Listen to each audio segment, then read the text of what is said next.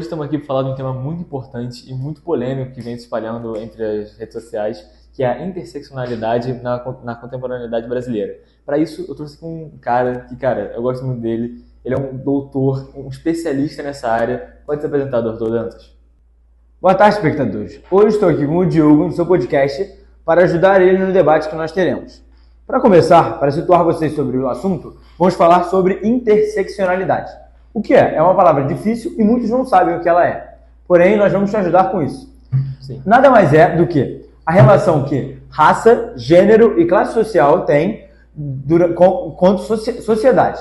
Bom, então acho que a gente concorda que falar de interseccionalidade tem que ser feito com esses três grupos juntos, né? Não dá para separar eles, ainda mais no Brasil violento que a gente está hoje. Então, para começar, eu queria falar primeiro sobre raça com você. Você é um especialista nessa área. Para você, como é que você enxerga o racismo no Brasil? Cara, para falar sobre racismo, precisamos primeiro enxergar a criação dele, a formação. Sim. Então, é claro que no Brasil tivemos um processo de escravização, onde os portugueses vieram para cá. Então, ficou claro a separação da sociedade dos brancos europeus e dos negros, que serviam os brancos, na casa deles. Então, mesmo quando a princesa Isabel ela assinou a Lei Áurea, que acabou com o racismo, acabou, mas, na verdade, ele realmente não foi finalizado. Então você acredita que existe ainda um racismo estrutural no Brasil? Sim, claro. A principal razão é essa, mas não é a única razão. Então podemos enxergar outras. Então podemos enxergar a educação como um outro fator que leva ao racismo. Como você acha que isso pode afetar? Olha, eu acho que a educação, na minha opinião, além de ser um agregador do racismo, ela tem sido falha em combater o racismo. Hoje em dia, muitas escolas, principalmente escolas particulares, são compostas em sua grande maioria por pessoas brancas. E isso, além de uma consequência, é uma causa do racismo, já que pessoas negras têm pouco acesso à escolaridade de qualidade e acabam em um ciclo de pobreza sem fim que muitas vezes vai condenar gerações dessa pessoa por muito tempo, entendeu? Exatamente, Diogo. Eu acho que esse ciclo de falta de escolaridade acaba sempre tornando eles numa classe mais inferior, que serve os brancos. Então, a escravidão nunca realmente acabou. Isso. Ela só mudou o jeito como ela acontece. Só acabou no livro de história, como um amigo meu gosta de dizer. Bom, doutor Dantas, continuando nesse assunto, eu queria saber a sua opinião sobre um tema polêmico, queria trazer um pouco de tensão aqui para a mesa. Queria saber a sua opinião sobre cotas raciais em ambientes escolares ou até no ambiente de trabalho.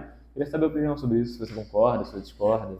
Caramba, Diogo, esse realmente é um tema muito debatido, né? Muito difícil, são muitas opiniões. Bom, mas como você me perguntou, eu vou dar a minha. Então, para mim, eu acho que as cotas sim deveriam existir, elas são muito importantes, mas como ela é implementada hoje em dia não é suficiente. Sim. Eu acho que deveria acontecer uma mudança mais profunda, sabe? Perfeito. Sabe, uma mudança no sistema de educação, porque a educação é justamente o que a ferramenta-chave. Exatamente, a ferramenta para a perduração do racismo. Então, não temos que mudar o problema no final dele, tem que mudar na base. Então, dando oportunidades desde já, desde da infância das crianças, elas vão poder sonhar, poder realmente ter as mesmas oportunidades que as outras pessoas que estudam em escolas particulares têm. Perfeito, concordo totalmente com a sua opinião.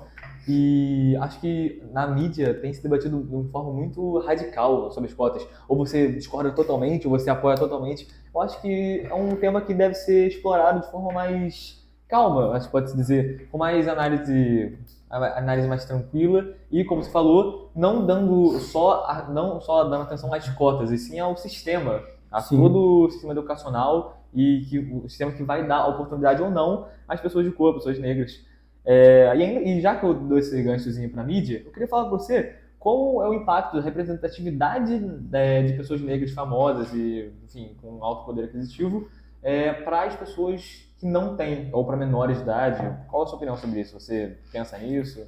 Cara, ver para a criança, para os jovens negros, enxergarem pessoas como eles tomando posições de muita influência na sociedade, é incrível o impacto que isso pode ter na vida delas.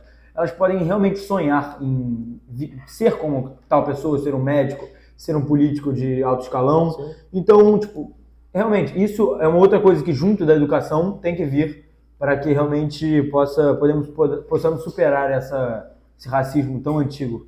Sim. Bom, eu concordo totalmente com você sobre a mídia. E, cara, eu queria falar um assunto aqui que tem me deixado com raiva, cara. Nesse país que a gente está vivendo, a cada dia que se passa, a violência contra esses grupos está se tornando cada vez mais presente e assustadora, cara. Você está trabalhando em algum estudo? Você viu algum estudo que mostra isso? Porque, cara, eu tô ficando enojado com esse país e o jeito que as coisas estão andando. Cara, claro que eu faço estudo sobre isso, porque não podemos ignorar Sim, como o racismo ele se faz na prática no nosso país, né? Não só no nosso país, mas no mundo inteiro. Então, cara, segundo uma pesquisa que eu fiz junto com a CNN, sim. cerca de 80% dos homicídios com arma de fogo são feitos contra negros. Então, percebe-se que tem de haver alguma razão para haver essa diferença, né? Por Sim. que não é 50-50? Então, percebemos que geralmente as pessoas pretas são consideradas como os bandidos, os traficantes. Sim. Então, tipo, antes de saber o que realmente aconteceu, pressupõe-se que eles são os culpados. Sim, cara, sabe o que isso me lembrou? O movimento Black Lives Matter, lembra de 2020? Cara, aquilo foi um É caso verdade, cara. assustador, onde o George Floyd, não é? Isso. Ele foi morto por um policial racista que não tinha prova nenhuma contra ele, ele foi quase que assassinado de forma brutal, simplesmente por ser negro, cara. Isso é uma coisa que realmente, cara, me deixa com muita raiva, tipo, mostra que o problema não está só no Brasil, sim no mundo inteiro. Contra esse racismo estrutural, eu acho que seria o termo certo, você é Sim, tá certo. especialista nesse caso, não quero tal. Mas, cara, esse racismo estrutural não diminui, cara. E eu queria saber realmente formas de combater isso, cara, de uma vez por todas, assim. O que você acha, se você pudesse escolher três coisas para mudar, para acabar com o racismo no Brasil, o que você faria? Cara, eu acho que precisamos de movimentos que enxerguem essa causa. No caso do George Floyd, como você falou, realmente as pessoas se comoveram num nível extremo, o mundo inteiro conheceu o movimento do Black Lives Matter, Sim. e percebemos que houveram mudanças nos Estados Unidos, agora os policiais, eles são Conscientizados. conscientizados, certo? Tipo, não todos, mas houve uma mudança, percebemos isso, então acho que precisamos de coisas semelhantes no Brasil, de leis, o enrijecimento das leis, né? Porque elas existem, mas não são... Eles não são fiscalizadas, Sim, exatamente. às vezes. Então, realmente, eu acho que o povo devia participar das reivindicações e para que possa mudar. Sim. Dantas, eu sei que a sua área é muito abrangente. A sua especialidade é racismo, é raça, mas tem outra coisa que também a gente tem que ser debatido quando a gente fala de interseccionalidade, que é, cara, a questão de gênero, cara. Principalmente dando foco na questão de mulheres, cara.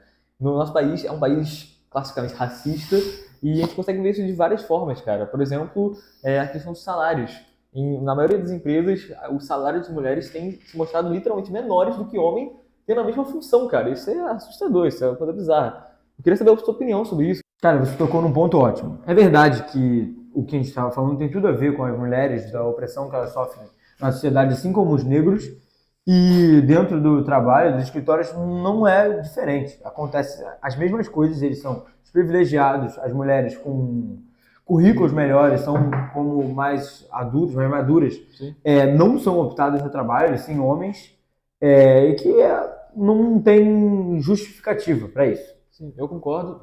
Na verdade, é bem famoso um tópico, um argumento, que as pessoas gostam de chamar assim, argumento, sendo que não faz o menor sentido, que é a questão da gravidez, né, cara? Muitas pessoas machistas, muitos homens, principalmente machistas, tentam defender essa exclusão falando da gravidez, do período de 5 meses, se eu não me engano, de remuneração sem trabalhar por conta da gravidez. Mas, cara, isso é um absurdo, você concorda comigo, que a pessoa de bom senso deveria concordar, de que esse argumento não faz o menor sentido e que, na verdade, isso é só um outro reflexo do machismo no Brasil e de toda essa questão de como as mulheres são tratadas como inferiores e não capazes, sabe? É um absurdo. Isso é verdade, cara. As mulheres com muito mais filhos, elas são, temos dados para ilustrar isso, Sim. que elas realmente são, as que não trabalham, além delas não terem tempo, quando têm, elas não são optadas para o trabalho, por conta desse pensamento que as pessoas têm, não optando por elas. Então, por isso, as mulheres que trabalham não têm filho, que é terrível para a nossa sociedade, e o que devemos mudar. Outro argumento falso que eles utilizam é o de é o de que elas têm uma capacidade inferior, uma capacidade intelectual, né? Que isso é um absurdo, né? São argumentos que eram usados na época do racismo, do nazismo, o que não podemos repetir isso. Isso tá hoje em dia é um absurdo, né? Isso é um regresso. É um regresso, exatamente como você falou. E, cara, eu ia falar sobre ainda o ambiente de trabalho, mas isso me despertou uma outra coisa, que é sobre o assédio sexual no ambiente de trabalho. Mas eu me liguei que, cara, no Brasil hoje em dia, não precisa ter no ambiente de trabalho, qualquer lugar, o assédio moral e sexual nesses grupos, principalmente das mulheres, e inclusive das mulheres negras, cara, tem sonado absurdo. Inclusive tem dados que mostram que 70% dos assédios sexuais são baseados em mulheres, são em mulheres negras. E, cara, isso é assustador, cara. E, tipo assim, só mostra como aquilo que a gente já falou sobre o racismo e a questão de gênero e a questão de racial, cara, tem que ser combatida e não está sendo combatida, cara. Ou se tá sendo combatida de forma falha, entendeu? De forma incompetente. Eu acho que as questões das mulheres são menos enxergadas do que a questão dos negros. Sim. E ambas precisam de mudanças. Intervenção, né? Sim, porque o que acontece hoje não é legal, não tem que acontecer. Sim. E quando você falou sobre as mulheres negras, elas sofrem duas vezes essas desavenças contra elas. Então, por exemplo, podemos debater o que fazer para isso, né? Sim. Bom, você é o especialista, mas ó, se eu fosse, na minha opinião de leigo, eu diria que a principal forma de combater isso seria através de políticas públicas, concorda? Sim. Embora tenha... Inclusive, me fala sobre mais, eu sempre tive curiosidade, sobre a Lei Maria da Penha. Por que esse nome? Como surgiu? Depois a gente fala sobre a conclusão, mas o que realmente tinha uma curiosidade sobre a Lei Maria da Penha? Eu soube que foi uma luta delas para realmente conseguir essa lei, algo que deveria ser óbvio, algo que deveria ser básico do ser humano. Sim, ela é muito conhecida, muito falada, Sim. mas poucos sabem a história dela, né? Ela realmente foi um marco para as mulheres se imporem na sociedade, né? A Maria da Penha foi uma mulher que foi morta pelo seu marido, acho que se não me engano foi em casa, que ela sofreu tiros na costela. Tiros? E acabou, olha o ponto que chegamos, o marido a fazer isso com a sua própria mulher. Isso é fruto do que nós plantamos, de desvalorizar elas, por elas em segundo plano. É algo histórico, né? Algo que não está aí agora, não é um problema atual, um problema... Exatamente. Que como você falou, cara, é um regresso, cara. Há 1000 anos atrás, há 2000 anos atrás, o machismo era gigante e hoje em dia ele está menor. Exatamente. Mas precisamos continuar nos movendo. Hoje nós enxergamos isso como um absurdo, inimaginável. Então, no futuro, teremos que enxergar o trabalhador da rua assoviando para a mulher como algo inimaginável também. Exatamente. Bom, eu não quero ocupar o seu tempo, já estamos há um bom tempo aqui. Então, eu queria falar, cara, eu sou um especialista sobre como resolver, cara. Para você, como é que se resolve esse grande problema, esse grande nó que a gente está na sociedade do Brasil? Um problema que não é só prático, é um problema estrutural. Tanto da questão da raça, da mulher, do gênero no geral e da violência entre todos esses grupos sociais. Cara, se fosse simples assim, já teria sido resolvido, né? Mas podemos pensar um pouco. Acho que as políticas públicas, como você falou, são necessárias pelo poder de alcance que elas têm. Eu acho que leis devem ser feitas nesse caso. Fiscalidades, né? Exatamente. Por exemplo, uma empresa tem de ter um percentual de seus trabalhadores como mulheres, como negros. Sei que já existem leis como essa, só que aumentar, né? Expandir. O que você pensa sobre isso? Você tem alguma opinião? Com opinião de leigo, eu diria que concordo com você. Acho que seria até um pouco desrespeitoso eu discordar. E sim, eu concordo que mulheres, principalmente negras, deveriam ter sim acesso a cotas especiais para isso. E não só cotas, como você já tinha falado sobre cotas antes. Cota não é a solução, mas é uma medida de reparação histórica, né? Mas basicamente é isso. Eu acho que a gente conseguiu chegar num ponto bom aqui nesse curto tempo de você. Muito obrigado pela sua atenção, cara. Foi um negócio assim, tipo, de louco ter você aqui. Sei que sua agenda é bem apertada. Você tem algumas considerações finais assim, sobre isso? Eu queria agradecer pela oportunidade de estar aqui. É sempre importante ressaltar a importância, relembrar as pessoas, né? E eu só tenho a agradecer mesmo. Espero que a mensagem que nós tentamos passar seja ouvida pelo nosso público e alcance e toque o coração de vocês para que possamos mudar isso. Eu também queria fazer um pedido para você, telespectador aqui do Vozes Cruzadas, que, cara, embora o Dr. Danto seja um cara excepcionalmente engraçado e divertido, não leve esse vídeo aqui na brincadeira, cara. Esse vídeo aqui é sério. E esse tema da interseccionalidade brasileira, cara, tem se tornado cada vez mais problemático. E eu preciso que você, telespectador, leve isso a sério e trabalhe para combater esse problema. Porque, cara, sem o público, sem o povo, esse problema vai continuar no papel, cara. As soluções vão continuar em leis que não são fiscalizadas, não são aplicadas, e nada disso vai mudar. Então, ouve o que o Dr. Dantas aqui está falando e trabalha para viver num país melhor, para mim, para você e para todo mundo. Então, muito obrigado. Deixa o seu like aí, por favor. Se inscreve no canal, compartilha o vídeo para que mais pessoas possam combater esse grande problema da interseccionalidade brasileira e desses grupos de minorias que estão sendo tão violentados hoje em dia. Muito obrigado.